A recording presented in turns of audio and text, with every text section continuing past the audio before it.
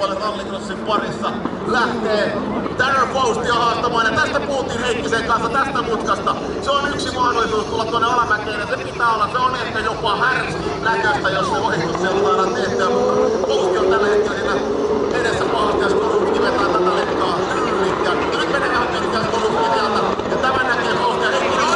Tuli Matti Heikkisen eteen. Kuinka se sinne se Skorupski oikein tultiin suoraan Heikkisen eteen Jokerinjoille. Ja nyt sai Fausti kuin lahjan. Nyt sai Fausti kuin lahjan tästä. Ja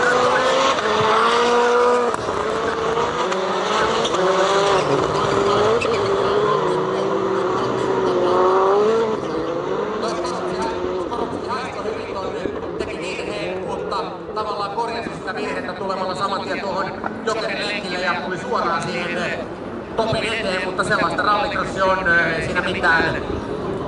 Näiden tilanteet vaihtuvat, nyt joutuu Koppi kyllä painamaan oikein tosissaan tuolla. Tanner Faustilla on hyvä vauhti päällä, tyhjä rata edessä ja perässä sitten Krzysztof Skorupski. Nyt tulee Tanner Faust vetämään tuonne Jokerin lenkille. Ja sieltä tulee tekemään kakkoseksi itsensä siihen.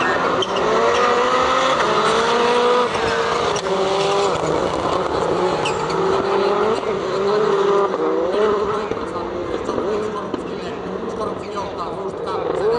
Sitten downhillillä lenkki tekemättä on kolmospaikalla Heikkinen ja Haag ovat tuon myöskin Jokerilenkin jo kiertäneet.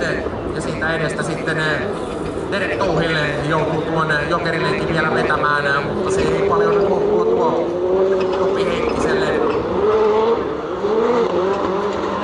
Se ei tarjolla ole tällä hetkellä kuin kolmatta tilaa, kun sieltä tulee Derek Touhille nyt tekemään tuon Jokerilenkin. Maali tekee virheen tuolla, mutta sillä ei ole niin merkitystä tämän kilpailun kannalta.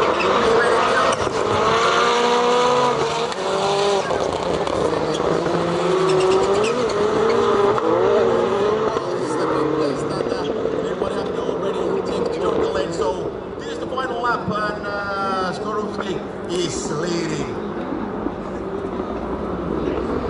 Joo, siinä tuo startti oli tässä kohtaa ratkaisevassa roolissa Topi Heikkiselle. Se ei ihan osunut kohdalle ja sieltä pääsi sitten kaverit vähän karkuun. Hyvin vetänyt Skorupski kärkipaikalla.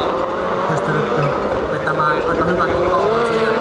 Ja sehän on tietysti tärkeää on kellon puolesta, kun kelloa vastaan kuitenkin tässä ajetaan Skorupski. Saattaa vetää kovemman ajan kuin Petter Solberg.